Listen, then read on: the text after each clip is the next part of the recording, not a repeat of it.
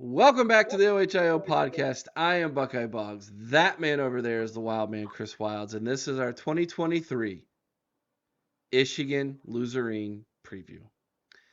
I despise this preview more than any other preview we do every single year, Chris. It's annoying, especially because they've done well the last couple years and have beaten us. It's annoying to hear from them and then listen to them gloat.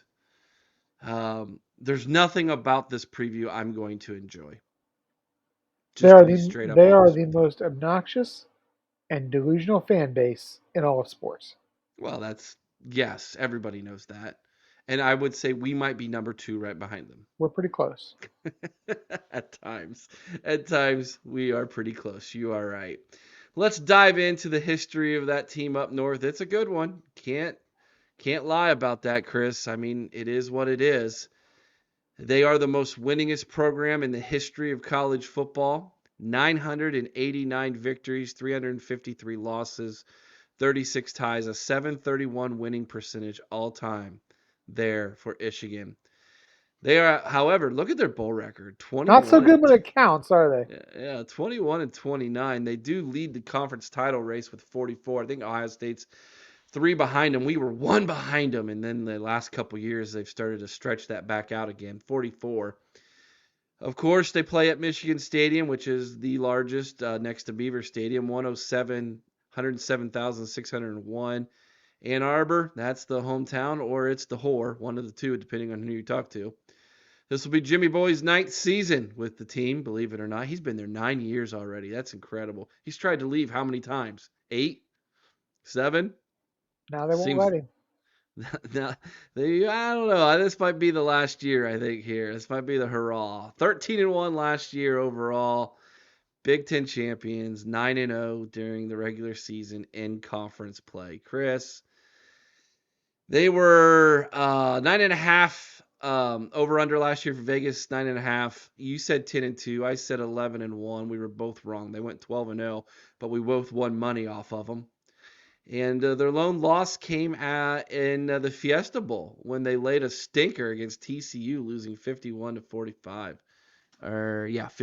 45 there, 51-45. Chris, last year was tough to watch because I thought we were better than them. I still think we were better than them last year. But they just proved it on the field. They kicked our butts again.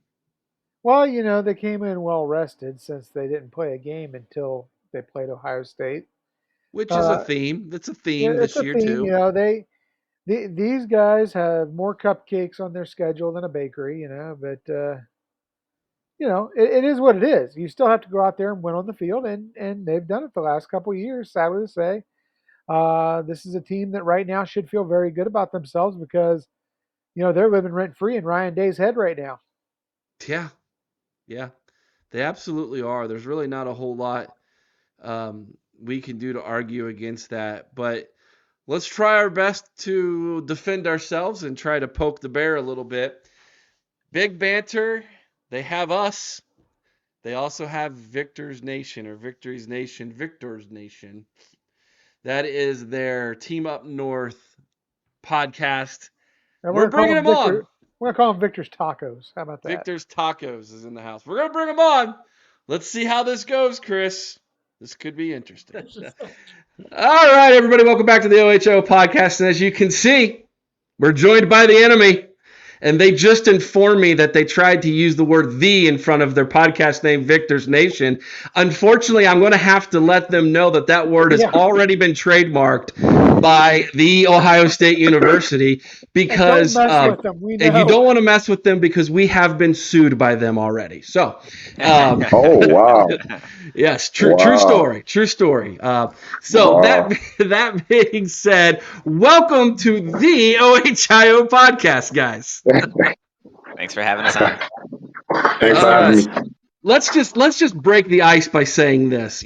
First off, welcome to Big Banter. We're super excited to be a part of Big Banter with you guys. But let's just be honest. There's really only 2 podcasts on Big Banter that really matter. Yeah, you're about right.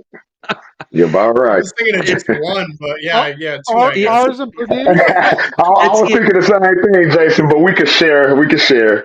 Yeah, us and Purdue. I mean, I'm just kidding. Right. We're supposed to we're supposed to banter with each other, but speaking of that, how bad do you feel for Penn State fans?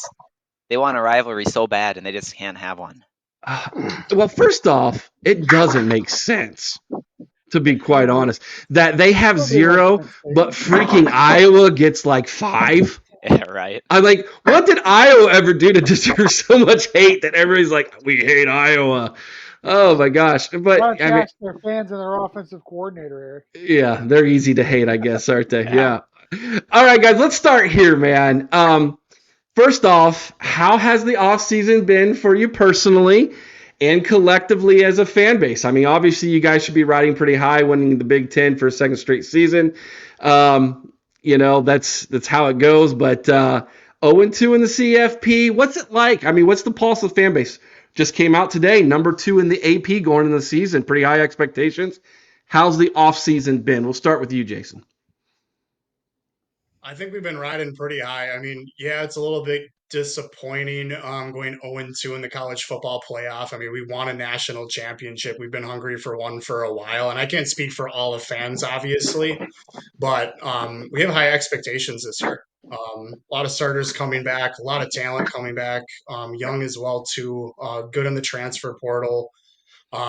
Like I said, we're riding high right now. We have, like I said, a lot of expectations, and we're really excited for this season to kick off. Dre, yourself, how's your offseason been, man? It's been pretty cool. I think as a fan base, I think we're pretty content with where we're at right now. I think we won a national championship, but I know everybody knows it's a process. And I think long as we can get over that CFP hump, I think we'll be okay. I don't think we'll be as mad as we don't get the national championship, even though everyone's on our side talking about championship or bust. But I think if we just get over that hump, our fans will be okay. Derek, yourself?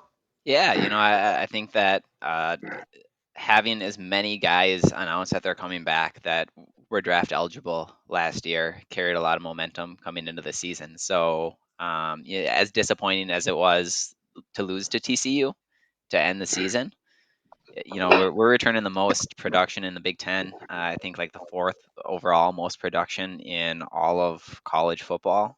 Coming back off of a team that's won the Big Ten back-to-back years, been to the college football playoff back-to-back years. So I think that the goals have kind of changed, right? Where it was for years, let's beat Ohio State, let's win the rivalry, let's win the Big Ten. Well, now that's jumped up to the goals like, all right, we're there, we're at that same level now. Let's do that again, but this year let's go for a natty. And I think that that's kind of what the expectations are going into the season. So there's a lot of excitement, but I mean, you guys have been there year in year out. You know that national championships aren't gimmies. Once you get down to that Final Four, once you get down to the college football playoff, it's any given Saturday, and whoever Yeah. plays the best 2 consecutive weekends come beginning of January is who gets to take home that prize. So that's what our expectation is. A lot of excitement going into the season. Returning starting quarterback with a lot of hype coming behind him for the really the first real time in a long time. There's been always a lot of hope, but this is where it's hype instead of hope. Yeah, I'll tell you, it is tough. We've been there, like you said, quite a bit. It's tough to be in that position.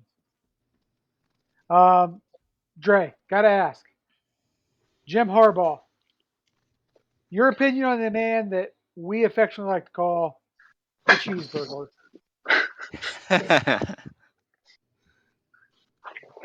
Uh, So, in my honest opinion, that's my guy. A lot of our fan base wavered when we was down and was ready to jump off the bandwagon. And now that we're winning, I think everybody's backing and seeing what he really can do. And as far as the cheeseburger thing, I think is really overblown. Um, I think that's why the NCAA couldn't really do anything about it because it was just like overblown and something real stupid. But as as a fan base, I think we love Jim Harbaugh, and we wouldn't have it any other way. Derek? Yeah, I agree. So, I personally have been a Harbaugh supporter for years. I'm a diehard 49ers fan. So he went from Stanford to resurrect the 49ers in 1 year. Before he came to Michigan, Michigan lost to Rutgers the year before that. So to within 2 years get back to the point in time where the game with something really big on the line again, was huge. And there's been a couple ups and downs as we've gone, but the downs have been significantly higher than what they were before he was running the team. So I'm a big Harbaugh supporter. I've always liked him. I like the fact that he's really weird and awkward in press conferences Hmm. and interviews. It cracks me up. He's kind of intentional with that, where he deflects everything. He will not let any bit of criticism get past him. Even if he understands the question, he kind of like plays it like he just doesn't even understand what's being asked of him. And I love that he kind of shields his coaches, his players, and um, wins. Yeah, we love his weird awkwardness here too. I'm not gonna lie. Jason, your thoughts? Well, first for starters, I love cheeseburgers. You can buy me Who one doesn't? anytime. Absolutely love 'em. I've had my share of cheeseburgers for sure. I think I love him as a head coach. It was a little rocky to start with too, even with some wins and stuff, not beating Ohio State right off the bat. Just those expectations right away, basically, because that's what he was there to do, right? But he's a humble guy. He's a humble man. I don't know if you guys have seen like some of his post game interviews, but he like Derek kind of was alluding to as well. Like he won't talk that much to the media. He wants those players to get credit. Like you're gonna probably hear him say a few post game interviews, like talk to this guy. You want to talk to this Hmm. guy? Talk to Moody. Talk to JJ. Right. So I absolutely love him as a person. Love him as a head coach as well too. And even at the beginning of the season, it's a process, right? It's hard to come into a prestigious university when we've been down a little bit years past and really change that culture around as well too. It's good to hear you guys admit though that he is weird. Like I know you, Derek. You Very said it's weird, of kind of a course. show, We're weird too. So Right. Guess it's so just a Michigan thing. so it fits. Okay, that makes sense. Gotcha. I gotcha. Yeah. Let's talk about the guy on the other side, Ryan Day. Derek, what's your thoughts on Ryan Day as a Michigan fan? So I think that in general, I want to see him. I want to see him win more games that he has to coach to win. Um, right. So the expectation, I feel like, for a coach coaching at Ohio State is, you're the Urban Meyer, you're the Dabo Sweeney, you're the Nick Saban caliber coach, and the fact that he can recruit like crazy. Don't get me wrong, he is one heck of a recruiter, because their recruiting has not dipped a bit since he took over. Um, but I feel like the last 2 years, when it came down to the biggest game of the season, that Saturday of Thanksgiving weekend, I feel like we outcoached and outplayed them. So I think that naturally, um, probably not going to like the head coach of Ohio State when you're a Michigan fan, and when you're an Ohio State fan, you're probably not going to like the head coach of Michigan. Um, but I think that he's probably a really good coach. But I don't know if he's a really great coach. And we'll see this year. As long as Michigan keeps winning, I'm all for him coaching at Ohio State continuously. It's the same thing we said for 5 straight years. Right. Now Right. we're like, hey, there's an NFL job opening, buddy.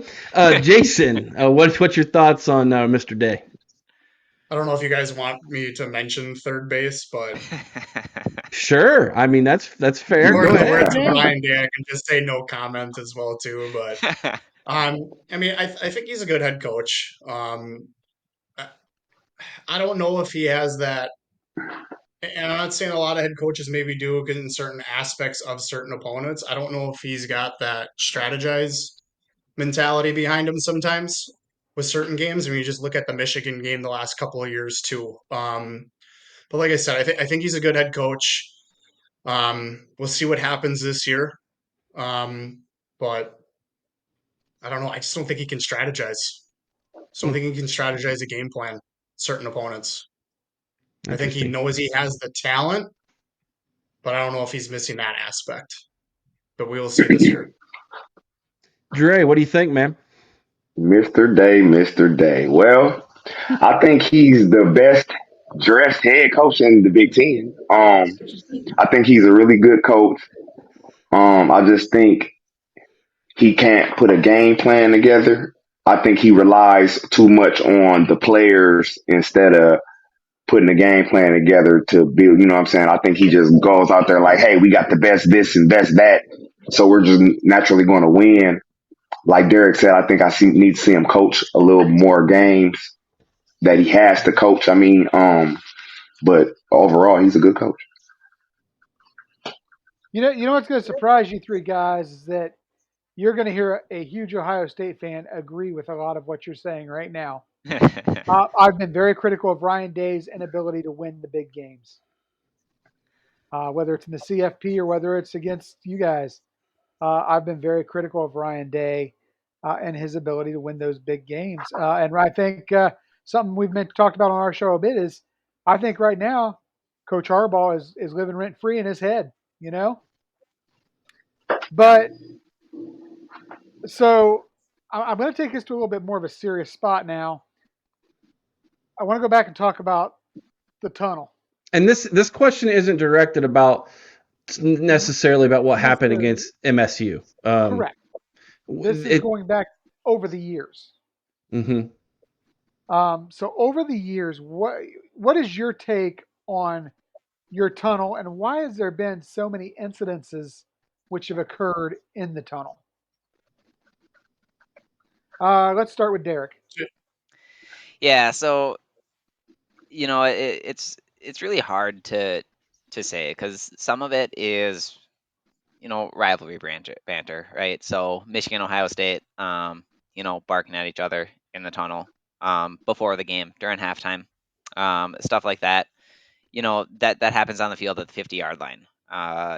It happens in rivalries. So I think there could be some common sense things that maybe are more actively put into place in the tunnel with when the teams come in and come out and scheduled times and stuff like that to prevent those situations. But that's talking reactively because obviously it was the one big event that really sparked the most of this conversation, and some of it comes down to the the people in the tunnel that are the ones that are performing the behaviors, right? So there's certain things where there's got to be a switch that flips on when you're playing football at that level, competing at that level once you get on the field, and there's got to be that switch that flips off when you're not on the field. So that there's a lot of places that you could put blame. I think that people controlling emotions is a big thing. I think that putting in some common sense um, processes for when players from what teams are in the huddle, because there's the couple incidents. Yeah, they stand out. They get talked about. Um, where is it coming from? What's the solution? I don't know the answer to that, but I think that it starts with just having some protocols in place, and hoping to the best of the ability that these are young adults that we're talking about, but hoping that they have the restraint to be able to go from talk to action and not go to the extent of action that we've seen. Very good. Dre, your thoughts? Now, as a person, I go in and out of that tunnel before and after games. Every game, I've been doing it for 3 seasons. So I done seen when you guys come in and when we play you guys, I mean, and the banter is, I'm gonna call it, for the back and forth. It never gets out of hand with us. I just think that night at Michigan, when Michigan State came, the emotions of the game got the best of them. I don't think the tunnel is the problem. I think it was way overblown by a lot of people from the outside looking in. Like for example, Twin, the guy that got attacked, he normally goes in the tunnel every game after the game before everyone. It wasn't like he was doing it to, like be vicious or go play around. He might have said a couple words here and there, you know what I'm saying? I don't know, but um it still didn't warrant the attack or whatever. So, like I said, I don't think it's the tunnel. I think it's just emotions, and you just get the best of boys sometimes when a football game is going on. No one deserves to be jumped regardless of what he said. Exactly. That was, Exactly. I mean, and that's ridiculous. That's everybody knew that was ridiculous. But this, Ridiculous. it's one of those things where, as an outsider looking in, and multiple teams, have had instances, and it's kind of like, what's the common denominator here? But Jason, what are your thoughts? You're a Michigan fan. I'm sure you probably love the tunnel. I've been in the tunnel once. Okay. So what Derek and Dre were saying too, like I agree with everything they're saying. I don't think it's just the tunnel. I think it's people, right? There's got to be accountability there, and our coach is always going to be around the coaching staff. No security, maybe not even that. And that one time against Michigan State last year, I mean, it did get a little out of hand for sure. Now, it's not the tunnel's fault, right? But at the same time, I know that they're probably going to be making changes up in security as well too. I don't know what types of processes they're going to be putting in place. Like this group goes first, this group goes next. Like I'm not sure what they're going to be doing specifically about that. But at the same time, I know changes will be coming with that for probably more higher security. And at the end of the day, it's people. It Something got out of hand. It shouldn't have. Um, but at the same time, it's the person. So emotions. Trey All was right. saying as well too. Let's get out of the tunnel, get back on the field. Dre, this one's for you first, my man. Yes, sir. All right. If you guys win a national championship this year, it will be because of why? Because of what? And on the flip side of that, what does an unsuccessful season look like in your eyes? For us to win a national championship, I think our offensive line and our running backs have to stay healthy. I think we built a great wall over the last 3 or 4 years, and our running backs is undeniable. You know that we have the best two running backs in the country. Our duo is crazy. But on the flip side, I can't remember the other side of the question. I'm sorry. What does an unsuccessful season look like in your eyes? Not winning a national championship. So it's I it's think we natty got or the bust. yeah. I think we Natty or have the bust. horses in place to win a national or at least compete and get to the game. You know what I'm saying? If we don't win because of a better team, that's fine. But I think we at least have the horses to get to the national championship. Derek, Jason, you agree with that? Is it kind of get to the game or bust for you in your minds? I think being in the college football playoff 2 years in a row, yeah, did we run into a buzzsaw with Georgia, who is like a semi NFL pro team the last couple of years? Yeah. TCU, that one hurt. So last year hurt a little bit, but yeah, for me, I can't speak for Derek, but for me, it's natty or bust. We got the tools. We got, I think some of our key components is experienced players, coaching staff. I think our defensive front will still be all right this year, if not better. JJ McCarthy coming back, and then our offensive line and our backfield. I think we have the two best running backs in the country.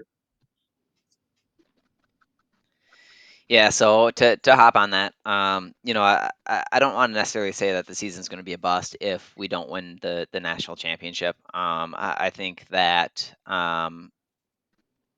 I think that an unsuccessful season would be missing the college football playoffs, which would likely be a result of losing the game at the end of the season. Right. So I think that if we do win the national championship, I think that it's going to be largely in part to staying healthy, especially JJ McCarthy staying healthy, because Mhm. there's going to be Michigan got the last 2 years to the college football playoff largely on the legs of their running backs and behind the offensive line. And um, there's going to be times, there's going to be games where defense is going to give up points. The run game might get shut down. There's going to be times that we got to be able to air it out and win the game or blow the game out, or run away with the game by airing it out. So I think that the goal is to win a national championship. I think that um, making it to the college football playoff and losing again in the first round would be disappointing. Um, so I think anything less than landing in the college football playoff national championship would probably feel like somewhat of a disappointment with what we're returning this year, with what we're returning, with how deep we are in the offensive line, with having Blake Corum and Donovan Edwards, with having JJ McCarthy. The defense, they kind of went from they were under the name of a no-star defense last year. Well, there's a lot of really good players and some really good depth on that defense. So I think I'm not going to consider the season a disappointment if we lose the national championship, but if we don't get there, it'll be hard to look at another roster in the near future and be like, this roster is built to win a national Mm. championship like we are this year. Mhm. Yep. I'm disappointed, guys. It should be natty or bust for everybody. It's natty or bust for us every season. Should be for you guys after the way you guys have played the last 2 seasons. No, it's not. So it is. It is, Eric. Don't It is don't for don't you. fool yourself. Anything less than a I mean, national think about it. title is They a extend it. failure. We expand to a 12-team college football playoff. I mean, Michigan, Ohio State might be playing each other Three potentially. Could be times. 3 years Three a times in season. a row. Three That's Yep. times. that's Yeah, we do three crazy to times. think about. That is It is. absolutely Yeah. insane. Almost twice. Almost twice last year. Yeah, there's got to be some place in heaven where Woody and Bo are just shaking their heads like I can't believe it. Right. Right. Chris, I Right. stole So two of them there from you, so take the yes, you did, seventh and one. that's okay. So guys, I gotta ask though, what aspect of the team gives you the most concern heading into the season? Jason, let's start with you. Yeah. So I think we got a lot of talent here. But and I'm sure Derek and Dre might say the same thing too. I might be a little bit worried at the depth of if JJ goes down, knock on wood, at the quarterback position. I think we still got talent there, but JJ has to stay healthy. And then I think the second thing that kind of worries me a little bit is our secondary. I think we got talent there. We got young talent. I'm excited to see Mike Sanistrill again, and Will Johnson. But at the same time, I'm a little bit worried about that position group's depth, essentially. Derek? Yeah, I would say that the so let's say perfect world, everyone stays healthy.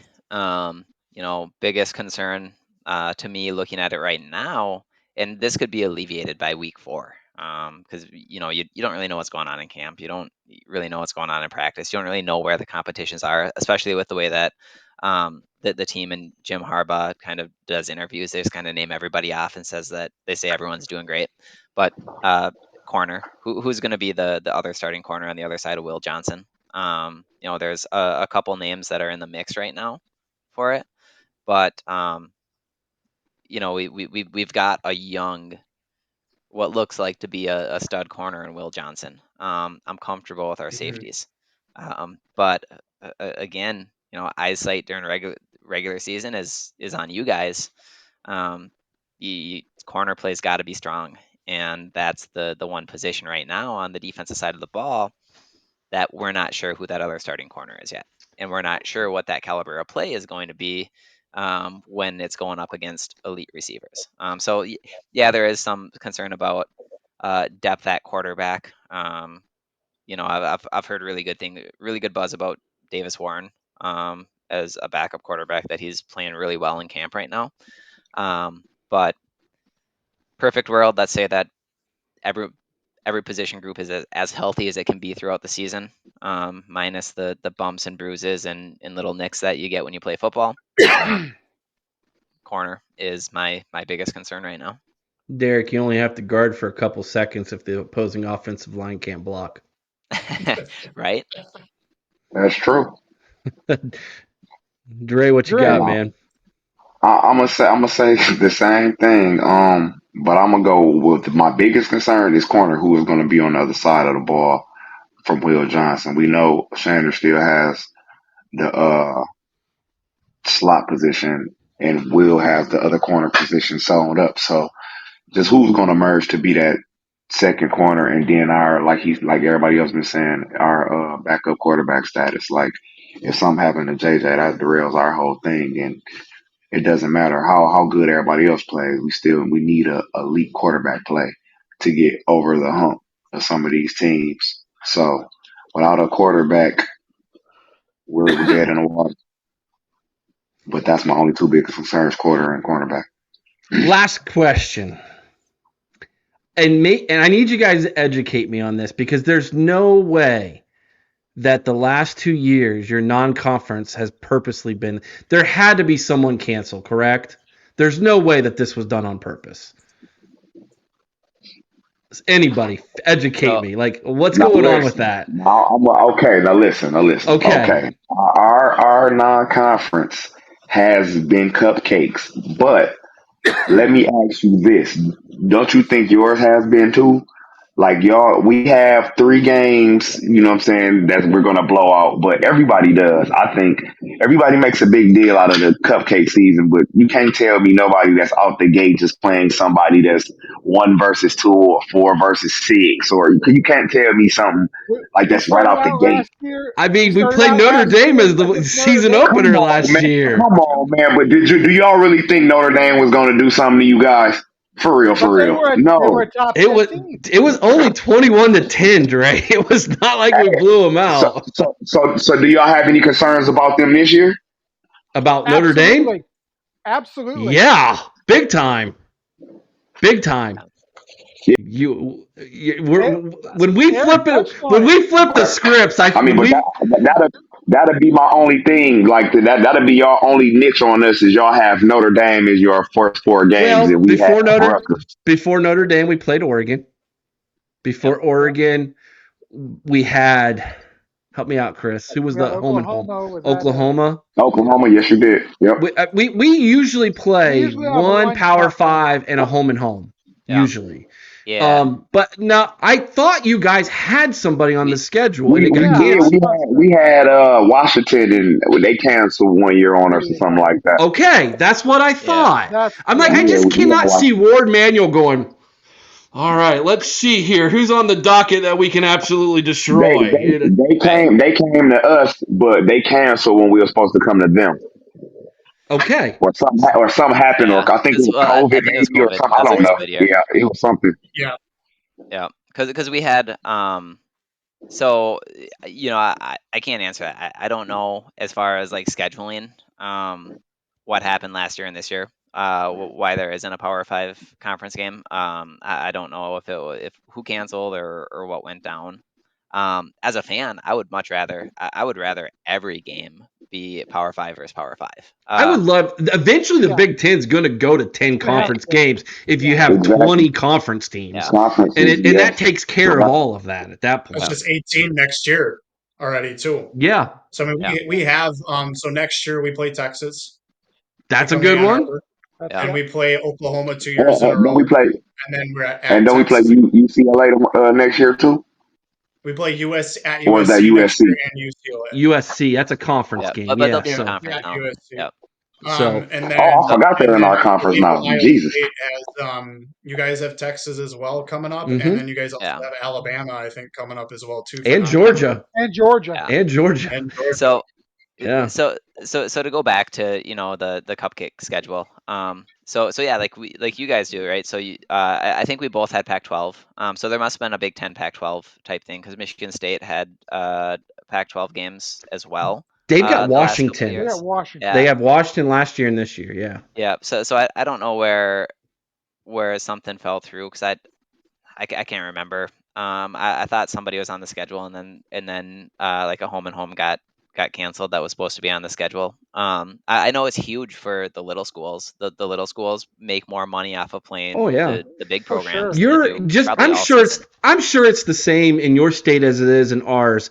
If Central Michigan were to go to Ann Arbor to play a game, that million and some dollars that they get from that game is what pays for the rest of their sports for the rest of that year. And so that has always been something you'll almost always, although this year they don't, you'll almost always see one of the MAC schools from Ohio play Ohio State. And that Yeah, is Youngstown State's on there this year. that's right, Youngstown State. And although they're not a MAC school, but that is our way of saying we're going to help you out as a fellow school in our Right. state. Yeah. And it's the same for you guys. I'm sure that as well. But the best thing that could happen for college football, in my opinion, is these conferences saying, all right, you're going to have to play one other good conference team. Yeah.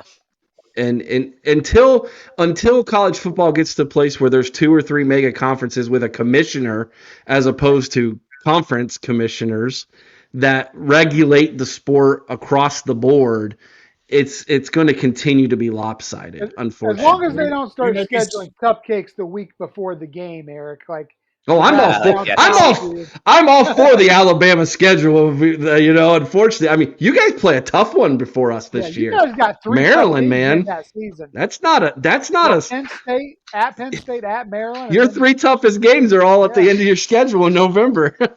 Yeah. Yeah, we're going to be talking about some trap games tomorrow in our next pod, so Yeah. it will be We're discussed. yeah. Beautiful. I mean, we Hey, might be seeing more football too, just because you keep adding like 20 some high 20s teams in each conference, these mega conferences. I mean, you almost think they're going to have like a mini playoff like they do well, for Which basketball. I discussed a few weeks here's ago. Will Yeah, yeah. probably have So like I maybe just top 4. I just heard this today. The Big Ten is going to plan to commission to the NCAA to allow us to start week 0. All Big Ten teams start week 0 so that we get 2 bye weeks, which I think is brilliant. Because if you're going to play better competition, more teams, it's going to be physical. You're going to Yep. need more breaks. I Yep, think I we need to agree. have a bye week for both Ohio State and Michigan The week before before, the game. and that's a 2-week celebration. I love it. And You they know, might want to 2-week move that game rivalry though. week. Might want to move that date. Oh Don't get me gosh, don't get us started. I hope started not. on that, Don't get me man. started on that. I was ready to run Ryan Day out of Such town a after he dumb agreed to that. comment. So I don't know about you guys, but it doesn't matter who we play the week before the Ohio State game. For some reason, like that's one of the most nervous games on the It's a schedule for trap me to game watch. every Like year. not only a Illinois. trap game, but like usually like you're just like every time the quarterback gets hit, you're like, get up, please. Like you're just like so worried about like a major injury coming in the week before the game. Yeah, Like yeah, Blake Corum, right? right. Yep. Yeah. Jason, where can everybody find you guys at, man? I'm sure right now we got a lot of Team Up North fans watching this because we threw your name on there and we hashtagged you guys and everything else. And like, who are these douchebag Ohio State guys talking about our team? And they're surprised to see you guys here. Where can they find Victor's Nation at, man? You can find us in a lot of different places. So we have our own website, thevictorsnation.com. We are on Facebook, The Victors Nation LLC. We have our YouTube channel as well too, at The Victors Nation Podcast, and we are also on Twitter, The Victors Nation LLC. Beautiful. Check it out, everybody, especially if you're a fan of the maize and blue. Scarlet and gray, so much prettier. You guys will be joining after our game. You guys will be jumping ship. No, never, never. That'll I would never rather go happen. There's got down to be than a up. little So. part of you, Hey, I tell you what, I will tell you a great hey, story. everybody here. What's that, Dre? Now I'm about to say, now that we got everybody here, Derek, Jason, is we gonna Oh take this yeah, bet? Oh yeah, so Yeah. yeah, so Forgot here's the idea we have, man. After this year's game, the losing team, the background on their show, the very next show, which ours will be a live show, mind you, will have the with call-in people. with It's a people who live call call-in in. show. So Y'all, y'all going live from the big house? no. It'll be from our own It'll be on houses Sunday Sunday. night, the next night. But the Okay, losing show, the okay. background will be the other person's logo. So All right. I that's like our so. chances. I agree. All Might be the right. only one that does it. I'll take All it. right, I'm taking that if bet. my team is with it, we're with it. We're with it. So, We'll go yep, ahead there and you get go. that Shake wallpaper. hands Don't on worry about it, guys. it. Very good, very good. Thank you so much, guys, for joining us. It was a lot of fun, and For having us. glad that the two podcasts, the two more important podcasts on Big Banter could get together for the first time. Yeah. Thanks for having us on, It's guys. been fun, guys. Thanks. Appreciate it. I hope you were entertained by that. I hope you were entertained. That was we had to swallow our pride a little bit, Chris. Had to swallow our pride, but we made it. We made it happen. All right, let's dive into the roster for the girls from Ann Arbor. Looking at the offense first this season, Chris. Back at quarterback, he's not bashful. He's the blonde bomber, J.J. McCarthy. Some believe he's the greatest thing since sliced bread. You and I both have made sure that we, say that look at his numbers. They're not that great outside of just a couple games. However, where they are really good is right here. Running back and offensive line. Blake Corum is back as a senior after suffering that terrible injury to end his season early last year. Donovan Edwards, the junior, he's back as well. That is a two-headed monster. Some call it the best in college football. I think Travion Henderson and Mayan Williams might have something to say about that this season if they can stay healthy. But here is the flat-out truth, Chris. This is the best offensive line in college football. Hands Oh, down. and it has been the last couple of years, Eric. Yep. Zach Zenter's back again. When is this guy ever going to leave? His fifth year with the program. Trevor Keegan's Ninth back year as well. senior. Yeah. Keegan's back as well. Barnhart's back as well. These are fifth-year seniors who all could have went to the NFL last year. And then they bring in a couple transfer seniors in Drake Nugent and Ladarius Henderson. This is hands down the best offensive line in college football, easily. Yes. Olu Oluwatimi and Ryan Hayes are both in the NFL. They were both drafted last year. Luke Schoonmaker joined them. He was the tight end. Colston Loveland is the penciled in possible starter. He's only a sophomore. And then you look at the wide receiver position. Ronnie Bell's no longer there. They had to transfer out to Northwestern like we discussed in a previous preview. Here are the guys they're counting on for J.J. McCarthy to throw the football to. Now, Cornelius Johnson is a senior. He's pretty good. Roman Wilson, I like. He's also a senior. Darius Clemens is a sophomore. But when you look at that compared to, let's say, Ohio State, it's not even close. We are way better. So they might have us, I think, up front, but we definitely have them in the playmakers on the outside. Chris, your thoughts on the Luzerines offense for 2023? Still pretty good, especially up front.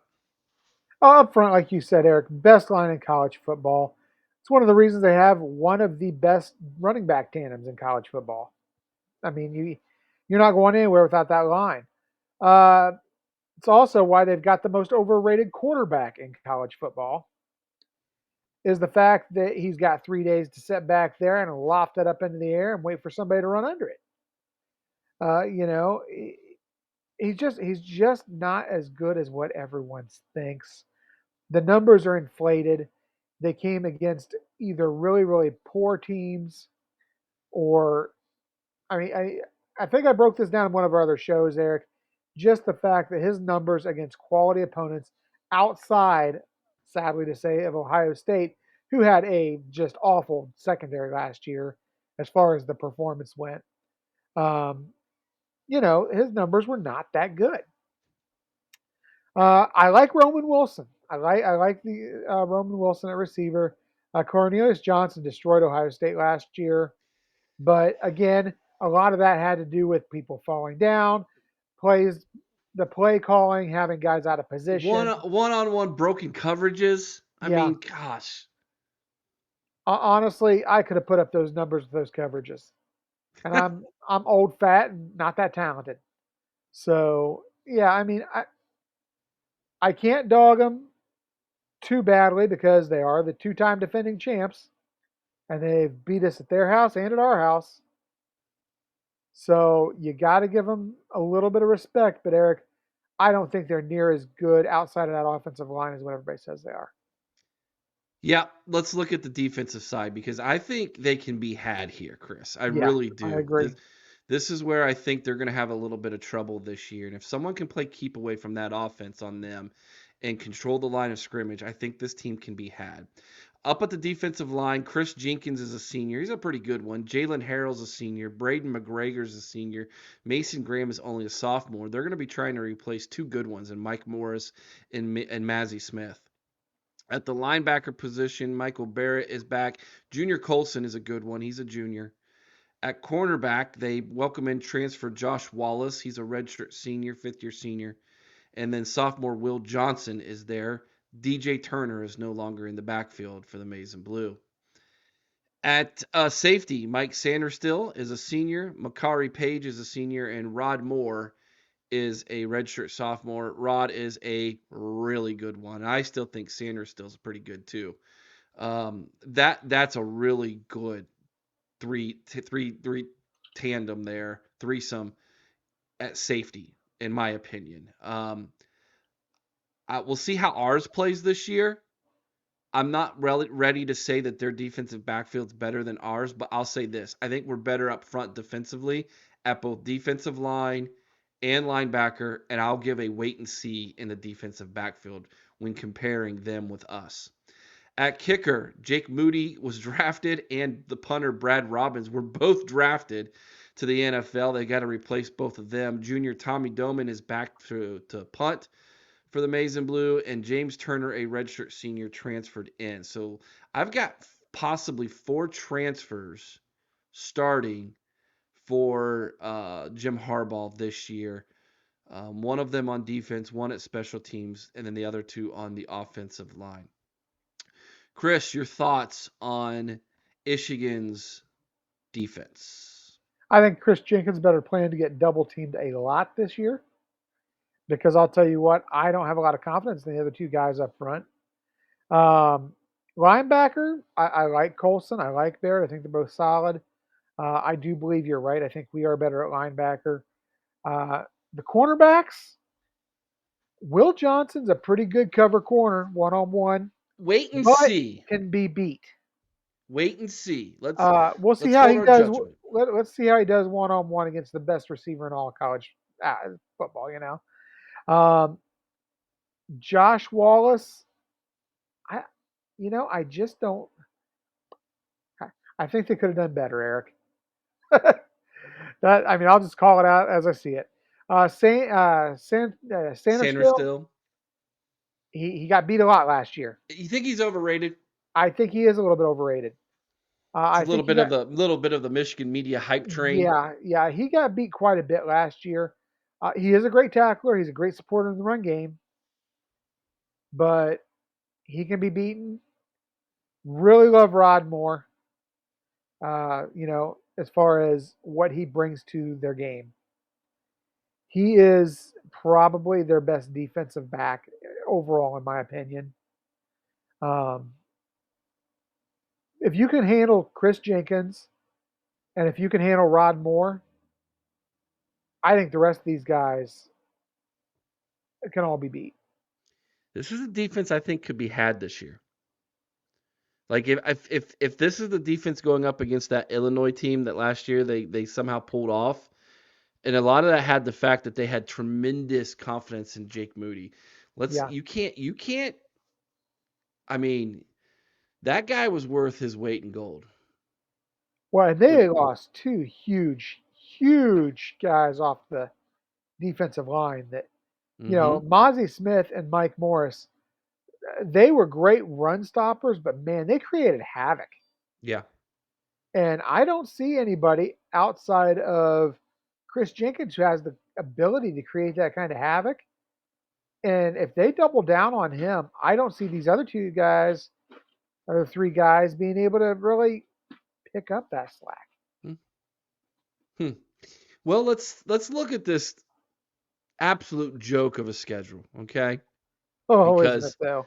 oh my gosh, and of course we highlighted that and with the Victors Nations guys, but oh my gosh, those first 3 games, Chris, in the non-conference, 2 years in a row now. East Carolina, UNLV, Bowling Green.